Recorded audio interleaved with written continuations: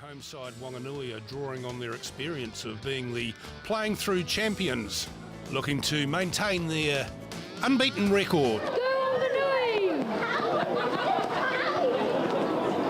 You keep your hood up, son, because I tell you what, this weather doesn't look like it's going to go anywhere good, anyway fast. The ground is wet, it's quite puggy, the ball will be a little bit slippery, and it will be relatively uncomfortable conditions for these teams as Wanganui spread it wide and make a mockery of the conditions, make a complete and utter mockery of the conditions. Craig Clare just slides across in the corner. Great play amongst the backs. Let's take a look at the wet and forget replay. It's the ability to offload in the tackle. Commit the Poverty Bay defenders, offload, take that defender out so they run into them, and then just the skill, the execution to keep the ball alive, pass to the right-hand side and clear.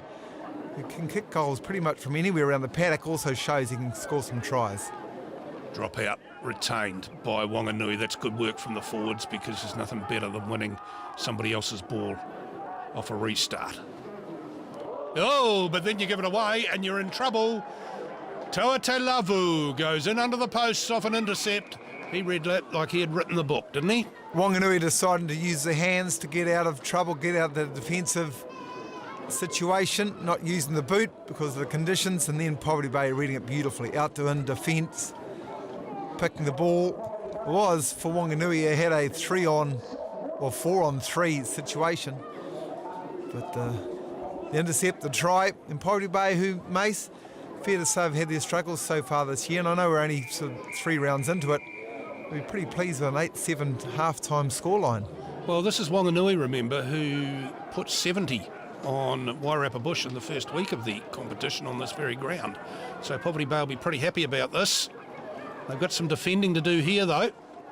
Referee Hugh Reid is given a penalty advantage at the moment, so Wanganui will know. With the penalty advantage, they have 3 or 4 sort of digs at it. A bit longer advantage than just for a knock-on advantage. Oh, good body position. Gee, that's fantastic. That's Hakaraya. Gabe Hakaraya goes in under the bar, and I'll tell you what, look at this little reverse pass here from Tom Stewart. Keeping it close, aren't they, on the wet and forget replay? 2 or 3 dummy lines, actually, so the halfback going past a player in motion. Hakaraya was the second one. That really sharp cut line a lot of teams are now using. Poverty Bay, off the back comes Grogan. Doesn't go too far at all, but he goes forward, and that's important. No, he's lost the ball. Well, this is a turnover, and it could be very important, just 20 metres out from the goalpost. This ground's cutting up quite badly now. Claire's already got 1 try. Opens it out to Siruwalu. Over he goes.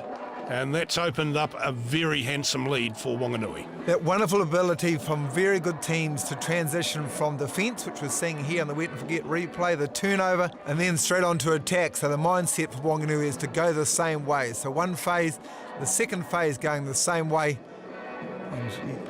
Head-high tackle, but they're not complaining too much about the head-high tackle, are they, with that try, Mace? A try that extends, which was a narrow lead at half-time, for Wanganui, the defending Meads Cup's champs, to a little bit more comfortable against Poverty Bay. Wanganui scrum going backwards just a fraction. That's a knock-on. So here comes Poverty Bay on the charge. Jake Holmes. Over he goes. Degree of fortune there, but in this sort of weather, that's what happens. Well, you call it a Harbour Bridge pass, don't you, from Wanganui? This was a poor pass here in any conditions as well, which gave Poverty Bay the chance to push up really hard, putting more pressure on the Wanganui attackers. It was bobbled down, kicked through, try was scored, and we're all done here, Mace, at Cook's Gardens in Wanganui. 25-14, 21 Heartland Championship wins in a row for Wanganui. That's some record. We'll take the win, but obviously still a lot to work on, and we'll get there, but baby steps. You seem to be struggling in the wet conditions. What happens if it's like this for the rest of the season? Well, we're going to have to learn pretty quickly, aren't we? We're making far too many errors and putting ourselves under pressure. We don't Results need in week 3 of the Heartland Championship. West Coast win the Battle of the Coast.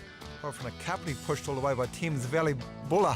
Last minute drop goal, wasn't it, to beat North Otago. King Country looked good. South Canterbury retained the Hannon Shield.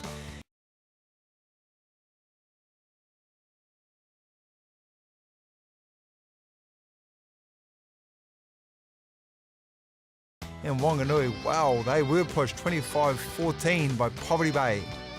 And the results of all of that on the points table. Wanganui and Horowhenua Kapiti lead the way by just a bonus point from Buller and South Canterbury. West Coast and North Otago very much challenging for a spot at this stage of the season in the Meads Cup. Mid Canterbury languishing right down there towards the bottom. East Coast and Poverty Bay yet to get off the mark. But as we'll see in a moment, they play one another next week. That'll be a big battle. Yeah, it's good to see you guys in the Heartland Championship. King Country will travel to Oamaru next week. That's a big game. We've told you already about the Poverty Bay East Coast. South Canterbury Wanganui, look out. West Coast Horowhenua Kapiti. Can Horowhenua keep their run going in Greymouth? They've started. Will they arrive? That's what that is all about. It's been a very interesting first 3 weeks of the Mitre 10 Heartland Championship. Remember, there's only 8 rounds of round robin before they split into the top 4 for the Meads Cup. The second 4 go to the Lahore Cup, and already it's starting to get a little bit difficult to figure out which way they're going to go.